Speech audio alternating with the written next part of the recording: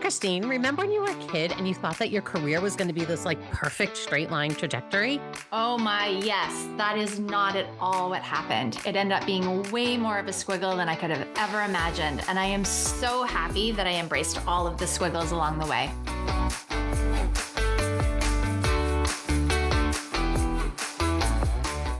Welcome back, everyone, to Embrace the Squiggle, the podcast for anyone whose career or life looks nothing like a straight line. And honestly, that's where all the fun and good stuff happens. So we are Colleen and Christine, and we are here with episode 76 with Robyn Glaser. Welcome, Robyn. Let's get into it. Thank you. So good to be with you. So excited. So we always talk about how we know our guests, and I can't believe it's been this long because it means my child just turned 21. But 9 years ago, when you were working for the Patriots, my daughter got to take pictures as a 12-year-old. And you were one of the surprise guests when she came back to show the folks at the Patriots the picture she took. And you made such an impression on her, just in the way that, I don't know even how I can describe it, but it was just the way you paid such attention to this 12-year-old girl who was nervous as all heck to be in a room with all these, really important people to show them her pictures. And you put her such at ease. And we've just been in contact ever since then. So.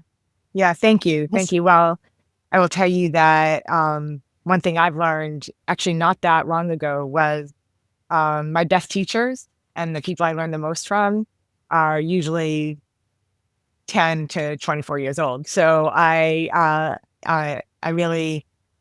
use that time, very selfishly to really get to know young people and listen and learn from them. Well, it is fantastic. And so I'm so excited to jump in today. So we always start with, what did you think you wanted to be when you were a little kid, right? So what did little Robyn think she wanted to be? Oh, gosh. Well, I mean, happy. But in terms of a profession, my father was a lawyer.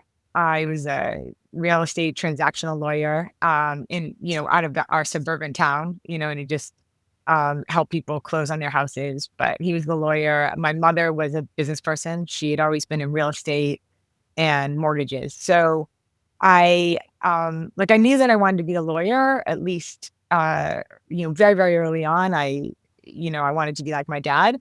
But then as my mother kept, getting more and more successful on the business side, I always knew I wanted to be in business as well. So at some point, I kind of got to I'm going to start as a lawyer and then I'm going to run businesses. And then my brain went to, well, of course I'm going to start as a lawyer, because if I know all the impediments to success and I'm able to kind of, know how to deal with them as a lawyer, then I can jump into business and be a business person. And that's essentially what happened.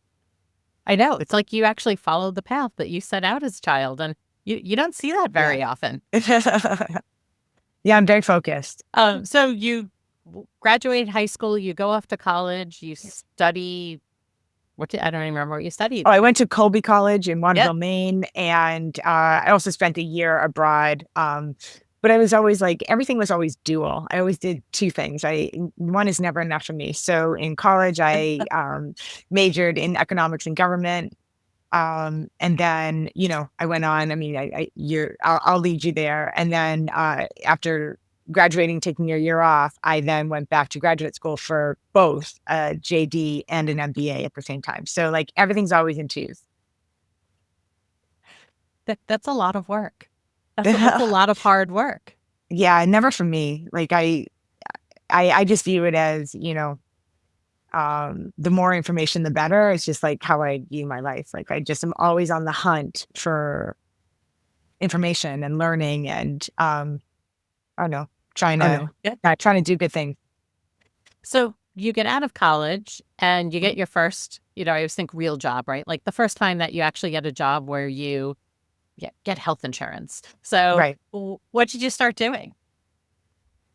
Well, so really my very first job was, where I started making money was, I think I was at 16 and I worked at the credit union in my town. It was called Sharon Credit Union. And I do believe I had health insurance, but I was a teller handling money, which was perfect for me because I was always very interested in money and making money.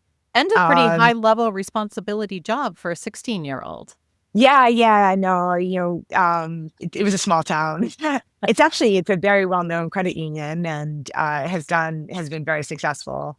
But yeah, no, I guess it was. And then, but really my first job, I always worked, I worked for my father and his law firm. I worked for my mother and her mortgage business. And in fact, um, when my mother had a mortgage business, that's what I did in between my, graduated college and was applying to law and business. After I applied to law school, uh, thinking about a law school where I could also apply to the business school. But during that year, I was working as a mortgage banker, and it was all commission based, and was able to earn a good portion of my tuition, and I did that. Throughout college, I would during the summers I would work on make commissions in the mortgage industry to continue to contribute towards my tuition. That's great. So you get that first job, right? And then you start moving around, right? And so Yes. you were East Coast, and then all of a sudden, well, not all of a sudden, I'm sure it Yes. wasn't all of a sudden, but then you move clear across the country.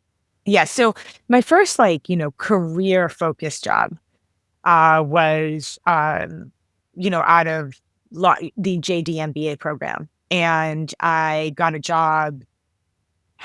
So I was at Washington University in St. Louis, which was a very good law school then. It's an incredible law school now. I don't even think I'd get in. And I was also at the John M. Mullen School of Business, which is was a very good business school then, but it would be very difficult for me to get in today. And I knew that I wanted to start my career as a lawyer, and it was a dual program. So I started with my law school class, and they all left a year before I did. And then I started my business school class, and they all left a year before I did. So my final year, I was kind of like with the class behind me, and I was kind of on my own.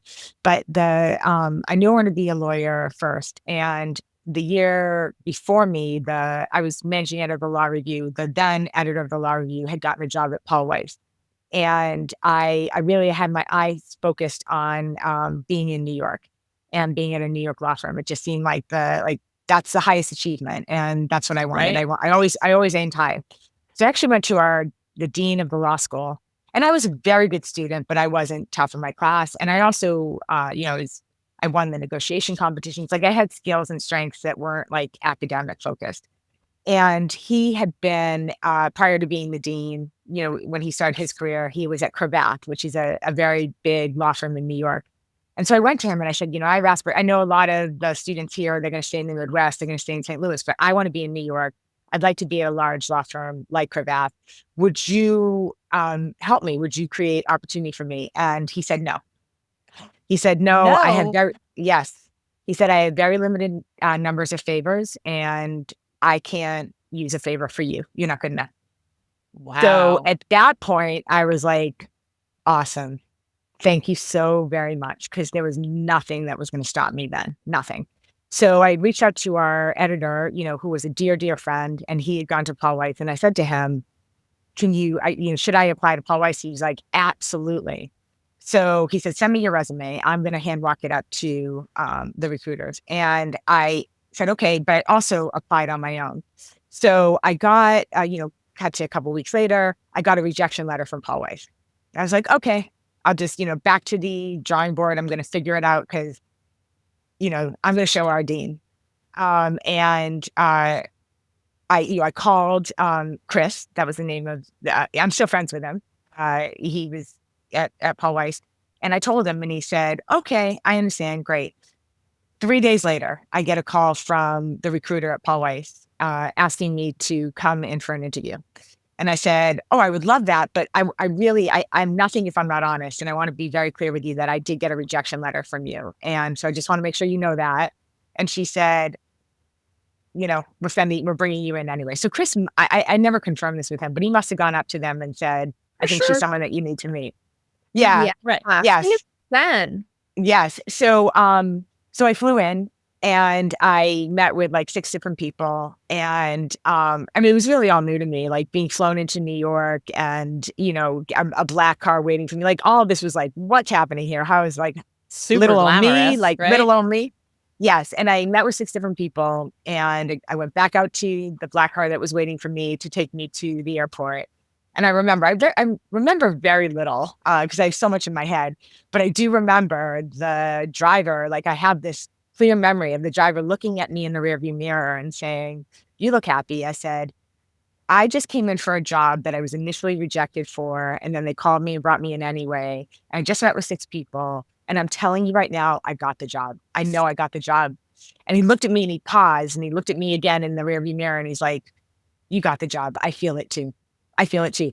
And I flew home and, that's when we had, I'm revealing my age. That's when we had like voice recording, like, the voicemail.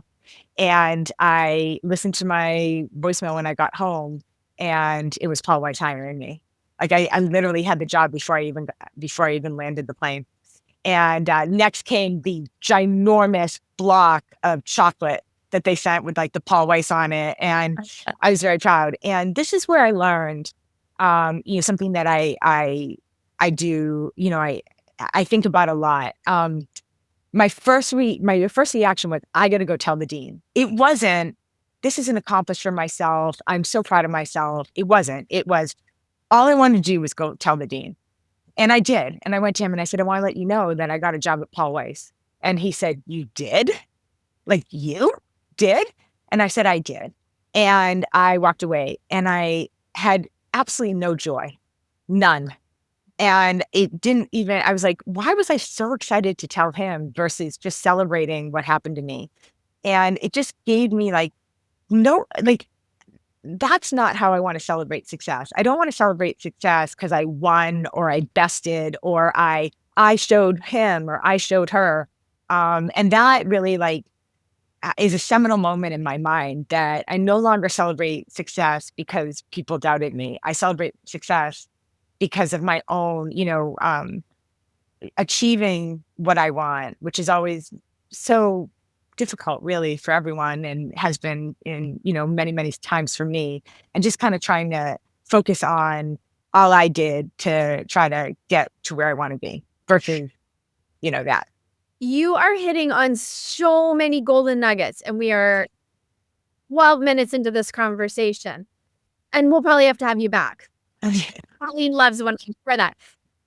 Robyn, what you are sharing is so rich because overachievers are always looking for the grand finale fireworks display, and they're all and we all 3 of us are this. We're always chasing what's next rather than slowing down and pausing and having, and celebrating the micro moments, which add those up it's a bigger fireworks display than whatever it is that we're chasing. And so I love that you've said like this, it's the extrinsic versus the intrinsic is what I'm hearing Yes. is that you learn to actually intrinsically find the joy and the celebration. And I know for me on Sunday, I did something, but my first words out of my mouth afterwards were, "I'm proud of me." Yeah. Yeah. Right? And look, it's taken me so long. Like I knew it all those years ago, Me but I too. don't live it. I don't, like, not on a regular basis. And I have to constantly remind myself. But it's, it's the whole control what you can control. All I can control is my own reaction. I am so imperfect at it. But we'll get to my current career, which, is now starting at the end of a very, very long previous career. And really, like, through these years, and especially in recent years, I've just decided, like, I just want to celebrate people's successes and their happiness and their growth. And I want to be part of their lifting and their, and the good things that happen to them. I don't want to gossip. I don't want to be part of the negative. And a lot of that is because that's what I can control. And I just want to develop habit of really just focusing on what I can control. Let me just tell you, I'm so imperfect. And, the ending of my previous career, really showed me how imperfect I am and how much more work I have to do even at my later age. So Right, much we all beauty. do. Right. Exactly. There's so much beauty in imperfection and vulnerability and learning and growth. And, gossip does not create connection. Yeah. Yes. And I see it around me where people are gossiping, that's want this and want that. And I'm thinking, you are not creating connection with that other human. The imperfections and the vulnerabilities and the storytelling or story sharing, that is where we create connection. And trust, right? I mean, Yeah. the gossiping just erodes trust in Oh, yeah. every way, shape, or form. Yeah, Yes. absolutely. Yes.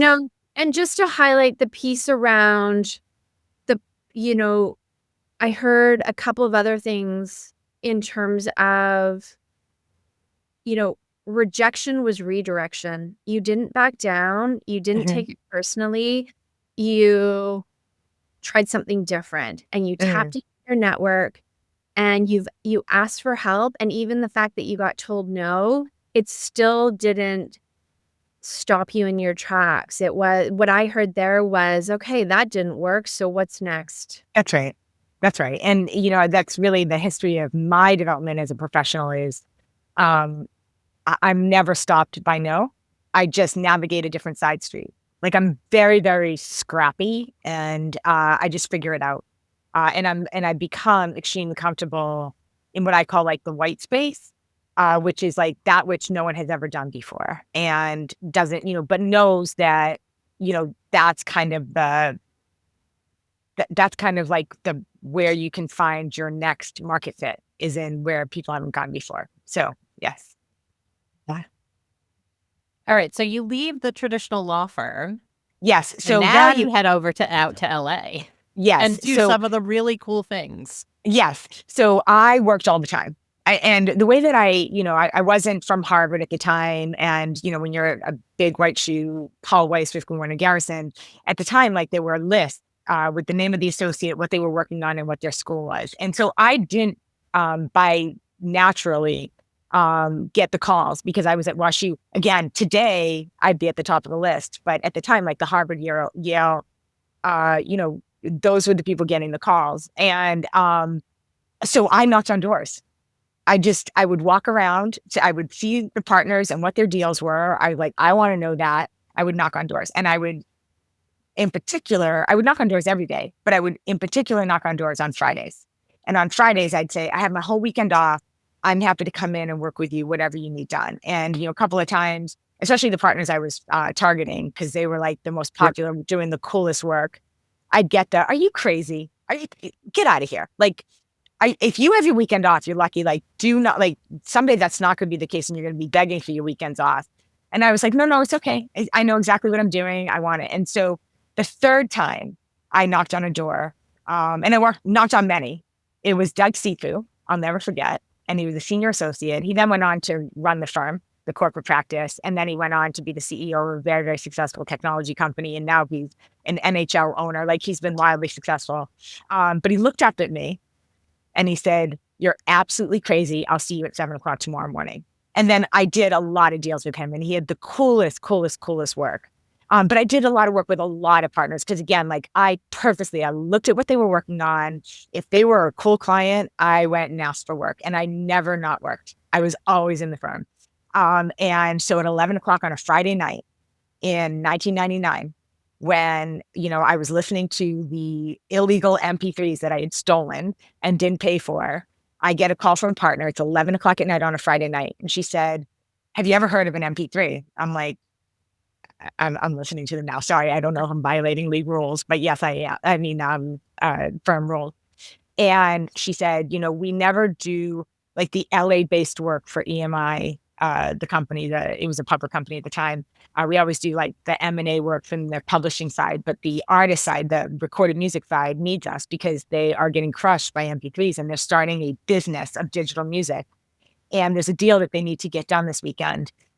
They hired this new guy. He's from the gaming industry. He's come in. He's like Like, no one knows what he's doing. Do you think you can handle it? I'm a third year associate. I'm like, yep. No idea. By Monday, I made EMI $40 million.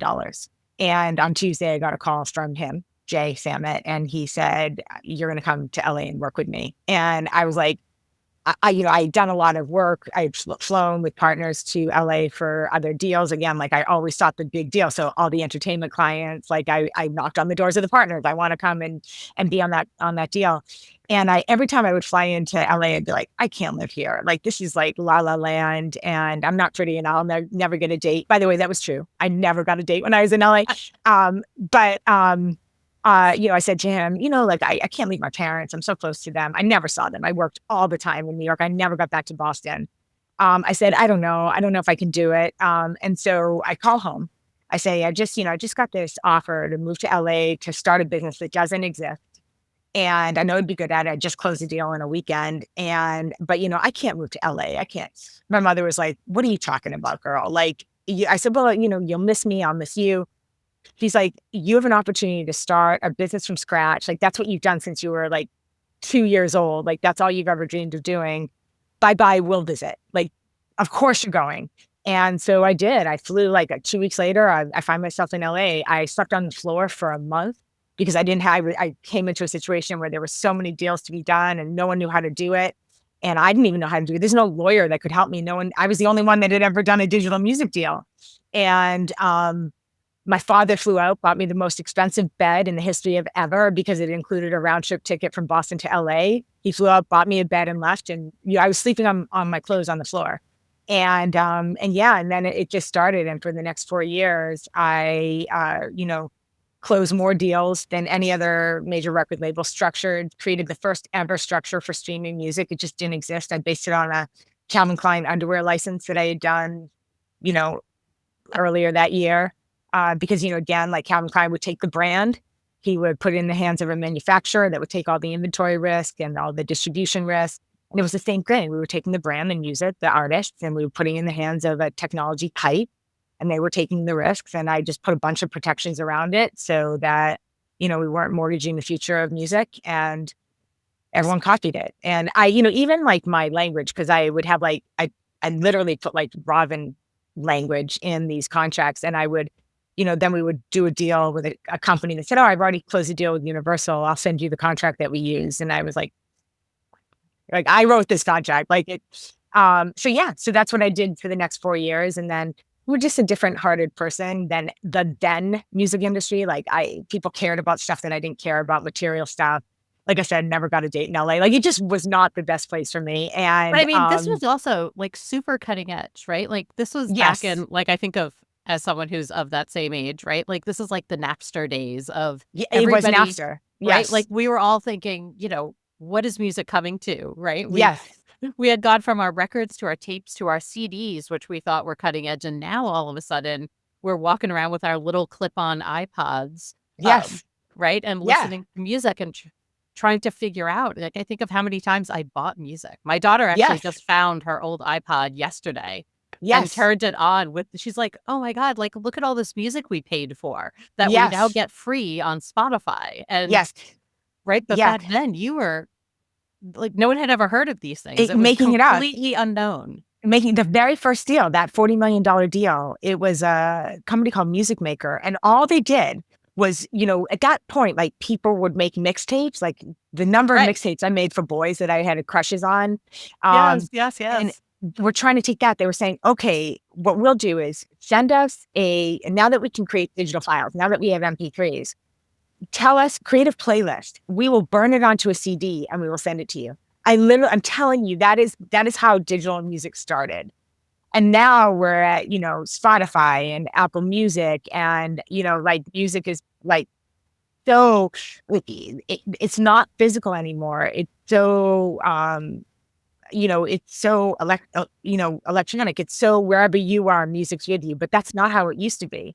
It used to be hard to make that happen. So it's really, really, really come a very, very long way. But anyway, I ultimately just didn't love the music industry, and I didn't love the direction that EMI was going in. And so I left. And I thought that I could parlay that into the movie business, which was my heart and soul. Like, I loved movies. I was a fanatic about movies. And I was on the board of one of the most powerful and prominent entertainment nonprofits in LA at the time. It's called Women in Film. And all these great people asked them for help finding a job. I could not get a job in the music industry, in the movie industry, to save my life. And ultimately, my parents were like, "Come on, come back home, come back home." So I did. Come back home where you can get a date in Boston, It right? seems where you potentially have, that has not. That's a whole other podcast. But so I flew back home. And I was like, I don't want to leave LA. I'm meant to be here. Like, there's like great things are happening here, cutting edge. The nanosecond that I landed back in Boston, I never thought of LA again. Never. And then it was just focusing on, what am I going to do here?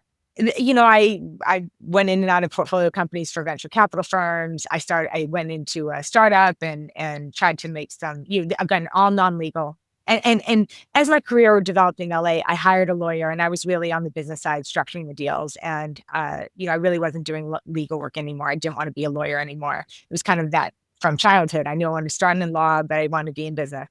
So I moved back here and, going in and out of startups. And I was introduced into the craft group very early on, but it took 3 years. It was 3 years of networking in. And this is a long story, but this is only, this is a short podcast. But ultimately, I was brought in like the third year after being connected into the craft group. And I met with Jonathan Kraft.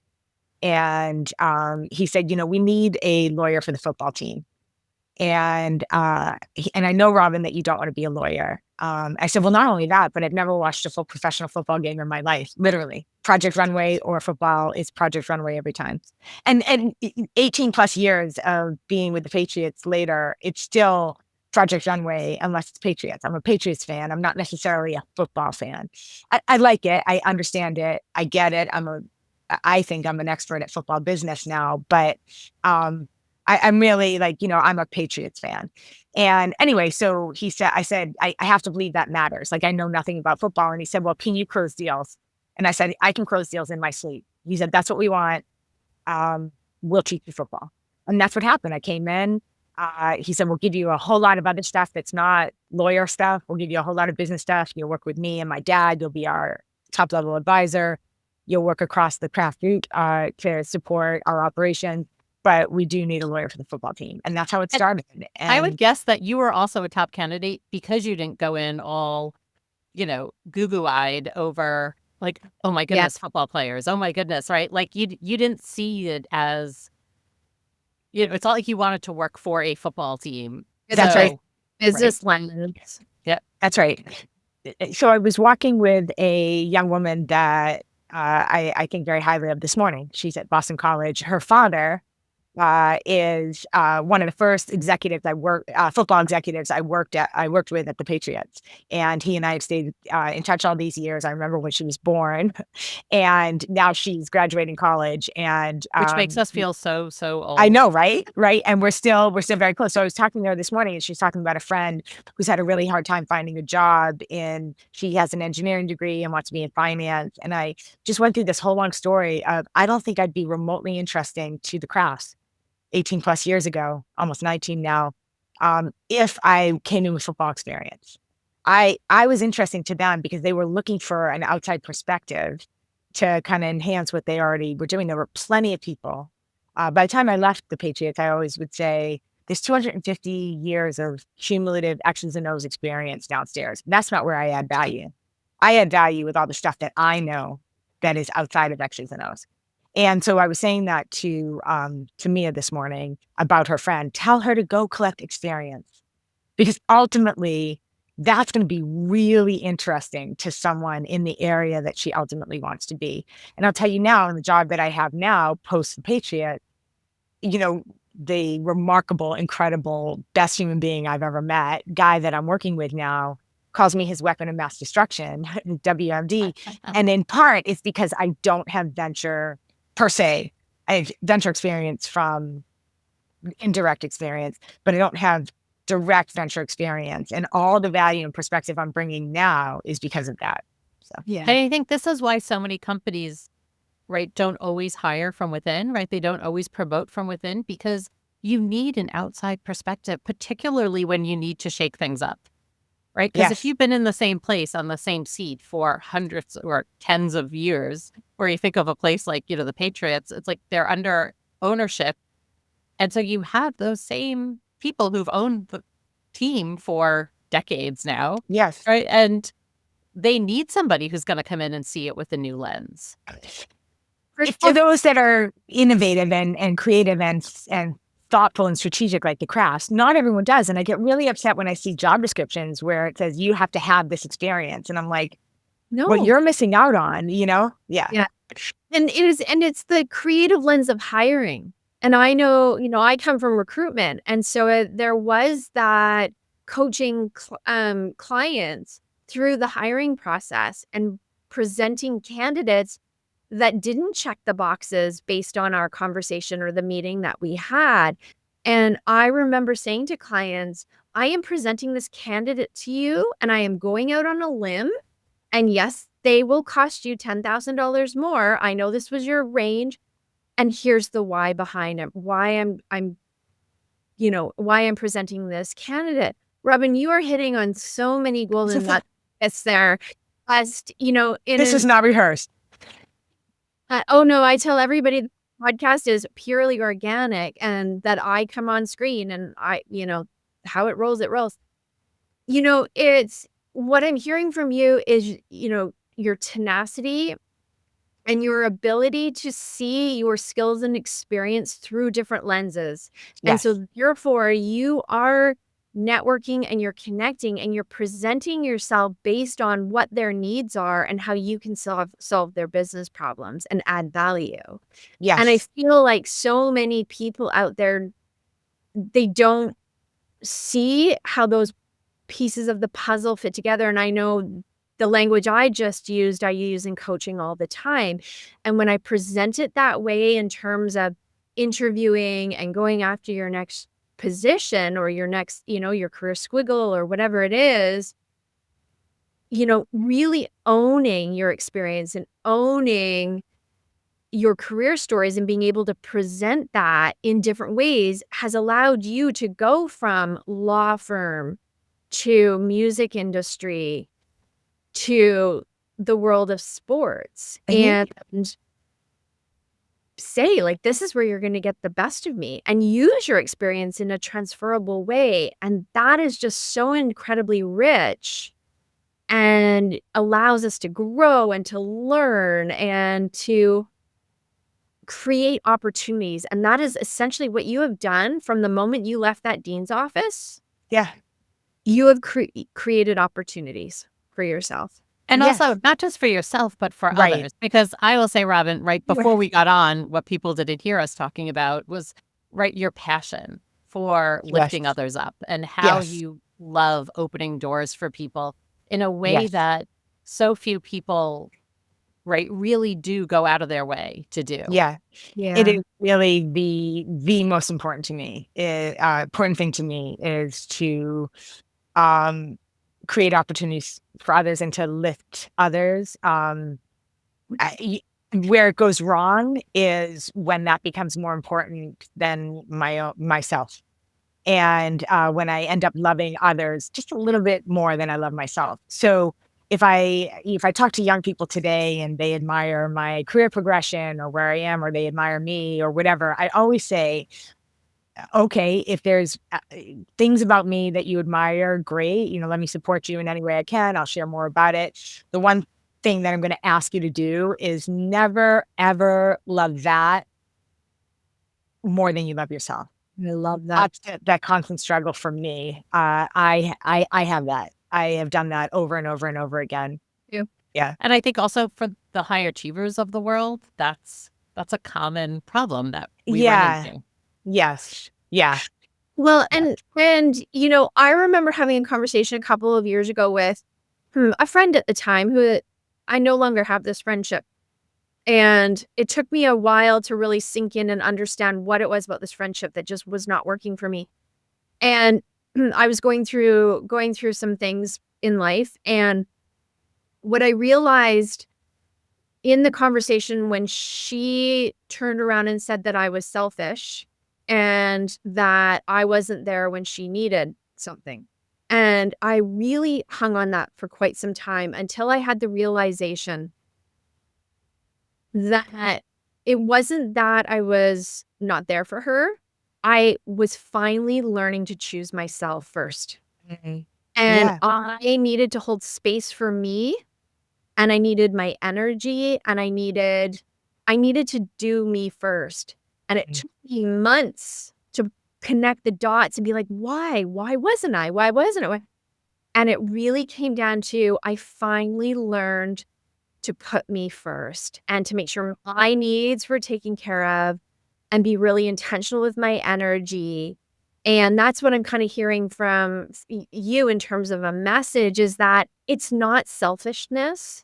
It's actually, it's self-compassion and it's selflessness to say, you know what, I need to do me so that I'm at my best so that I can then hold space or uplift you. Because if we're not uplifting ourselves, Right. we uplift others. Right. I do want to make it clear that I do not do that very well. That's something that, right now I'm working on, because I don't do that well. I know that that's right. And so when I am asked, which I'm often asked, Robyn, could you support me? Could you mentor me or whatever? That's really the top advice I give. I do say, I want you to do there's something I want you to do that is better than I did it. And Yeah. that's, yeah. Yeah. No, I think we're all, we're all work in progress, as we Yeah. move through life and we have more experiences and we go through even just journeys of healing and maturing. And, as we get older, we all know our circles change and shrink. I know I'm living life and showing up in the world so differently than even a year or two ago. And I think, there was something that you said a few minutes ago around admiration. And, this is actually a Simon Sinek quote. I can't own it. That, comparison, the message before was always, actually, it might have been Adam Grant, one of the two. Comparison steals joy. And yet, comparison in a healthy way can stretch us. And it can, it may not be a comparison. It could be more of an admiration. And it might be just that little bit of oomph that we need to stretch ourselves to that next level or that next chapter or to pivot or to try something new or different or whatever it is. So there is a lot of there can be a lot of healthiness in comparison or admiration. Agreed. Agreed. This has been wonderful, Robyn. We are over time as usual because we love these conversations. We probably just at this point have to say we're going to go longer than we ever think we're going to. But if there's like one big piece of advice you would leave with listeners today, what is your thing that you're like, okay, here's my piece of advice for you? Yeah. So, I think that the piece of advice that I give to like anyone that asks for advice, whatever their age, so I think it's probably my most important piece of advice, is your job after caring for your family and things like that. In my opinion, the most important job you have in life is to collect relationships. And some of that is obvious. You meet people you admire, you exchange information, you try to text and keep in touch and all that. But I'm really talking about, I'm going to point because there's a grocery store across the street. When I go, I'm checking out, I look at the name tag. I refer to the person by their name. I look them in the eyes. I thank them if I'm in a rush. I do, maybe I'm not as, thankful, but, I really try to like engage them and look at them because, there's opportunity in that. The opportunity is, hey, ma'am, you bought one can, you might want to go back and get another one because it's 2 for 1. Like, in other words, when you engage with people and you create a relationship with them, there's benefits in that you you may not imagine or expect. And I don't do it because I'm looking for what's in it for me but those are like the golden opportunities in life to get to know people you otherwise wouldn't and be able to contribute in their lives in ways that you would never have an opportunity to do so. And so really, I think everyone, why do you go to college? You go to college to learn. I actually think you go to college to create relationships, to meet your future employers or Yes. employees or partners or investors or whatever. When I'm going to an event of any kind at all, if I don't want to go, I think, but Robyn, all the relationships that you're missing out on, so collect relationship. That's my best advice. I love that. My daughter goes to a small liberal arts school in Ohio, Denison University, and the president of it, that's actually what he talks about all the time. He says, like, what you learn in the classroom is the smallest thing of your entire time here, right? Yeah. That this is all about relationships. And if you can learn how to really interact with people and lift others up while lifting yourself up and, right, surrounding yourself with the people that make sense for you, like that's what life is going to be about, right? No one's going to remember what they learned in their sophomore year chemistry class, right? Yes. They might remember who they sat next to, but they're not going to remember what the professor said. The textbook is a good foundation, but it sure doesn't, beat out just life experiences and connections. And yes. All right, Christine, do you want to take us home with our lightning round here? Sure. All right. Robyn, we would love to know just a little bit more about you. So we have some fun rapid fire questions. Okay. What color brings you the most joy? Purple, like a deep, dark eggplant purple. Oh, I love that. I'm a pink and purple kind of gal myself. What is your favorite place on earth? Oh, goodness.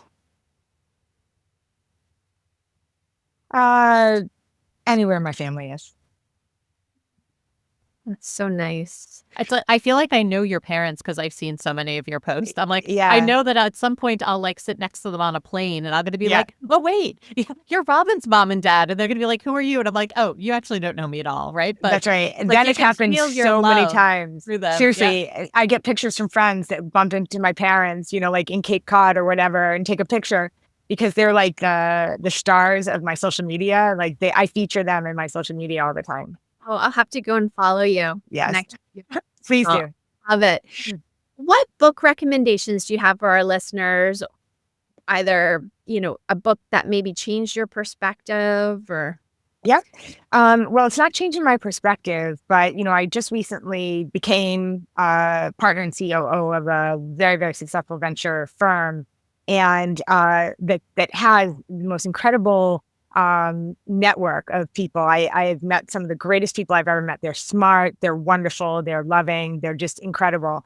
And like 5 of them, as they knew that I'm just, mentoring like a white space for me and I want to learn and I want to start to be able to add value beyond what I know I can do, like in areas that are very traditional to venture capital as quickly as possible. And every single person has recommended 0 to 1. I keep it in front of me. Ooh. I read it, but I go back to it by Peter Thiel. So if you have an interest in venture investing, I'm told this is a seminal book and it's easy to read and get through. So that's the one I'm going to recommend now. I love it. Thank you for that. We'll make sure that that's linked in our show notes. Are you binging or streaming anything on television right now? I'm never not watching. I am a content junkie. Whether that's any kind of anything on Netflix or any other distributor or music. I am a huge music fan. And if you meet me for the first time, you'll probably get this question from me. And that is, what is one song on your playlist that I need to have on mine? And I have done that. Like I was at Wembley for a Patriots game last year. I took the tube into London on my own. I was standing next to a woman. I was at the Wembley Patriots game last year. Oh, sorry, we didn't win. I still talk in we. I'm not there anymore. Right. It's okay, because as fans, we talk about us as we yes, too. Okay. So, right. Very good. And I am a fan. I do the same thing with higher education and recruitment. I use I use the pronoun we all the time. It's the we. Yeah. Sitting next to a woman on the train, she's listening to something, and I just start a conversation with her by what is one song you're listening to now that I should be listening to? And she got so into it. And like we still to this day text each other with music recommendations. So I'm a content junkie. I love that. Amazing. So what is one song that we should have on our Oh my goodness. There's some good stuff coming out. Let me see. One song that's it's not my favorite song, like not the best song I've ever listened to, but it's just fun is, Role Model Sally When the Wine Runs Out. It's just a really fun song, especially at the end. And then a song that there's nothing that Jon Bellion can come out with that I won't listen to and really, really enjoy. And I love his recent music. But I'm going to go with, actually, why don't I just give one of his most recent songs? There's a song that he just came out with called Wash that I really like, and I'm listening to a lot. I didn't know that artist, so I will, because I'm more music than Netflix. Oh, okay. He's wildly creative as an artist and quirky and like very like he is he arranges, it's popular music, it's pop music, but he's a master of arrangement and just throws in unexpected things that you would think that's not going to work. And then it becomes your favorite part of the song. I adore him. And I have met, some incredible people. I've had the opportunity through my jobs and people I know to meet all these people. And I always ask them, I'm like, the one person I've never met that I really would get excited about meeting is Jon Bellion. I haven't found the connection yet, but it's coming. Well, maybe this podcast will help you. Maybe. Robyn wants to meet Jon Bellion. Okay, I love it. Robyn, oh my gosh, you're amazing. Awesome. This was a fabulous conversation. Colleen, of course, yes. You nailed it, my friend. You nailed it. If listeners want to find you to connect out in the ether of social media, where can they find you, Robyn? Well, I'm on LinkedIn. Robyn Glaser. Sorry. I think that I'm really the only one, Robyn Glaser, but I also have a blue square next to my name. If you look for me, and that is the symbol of the Foundation to Combat Anti-Semitism, which is founded by Robert Kraft. I'm a beneficiary. I'm Jewish. And I believe in standing up against all hate, which is what the foundation stands for. So it's Robyn Glaser with the blue square. And then I am on Instagram. Again, if you want to get to know the cutest people in the world, my mom and dad, are LGlaser11 on Instagram. Wonderful. Thank you so much. And of course, you can follow Embrace the Squiggle on Instagram and TikTok. And we love seeing all of your reviews on the Apple Podcast. So please keep them coming. And any referrals in terms of guests that you would love for us to host, please send them our way as well. This week's Embrace the Squiggle podcast was brought to you by myself, Christine Thody, Coaching and Consulting, offering executive and leadership coaching, career and operational consulting, all rooted in authenticity. So make sure to follow, subscribe, and share this episode with someone else who's in the middle of their own squiggly journey. And hey, if no one's told you today, you are exactly where you need to be. Thank you, Robyn. Thank you, Colleen. Fabulous conversation. Thank you. Thank you so much for having me. Is it time for you to add a little squiggle to your career? Join us every week to hear from another guest talk about how they embrace the squiggle. Subscribe now and find your inspiration.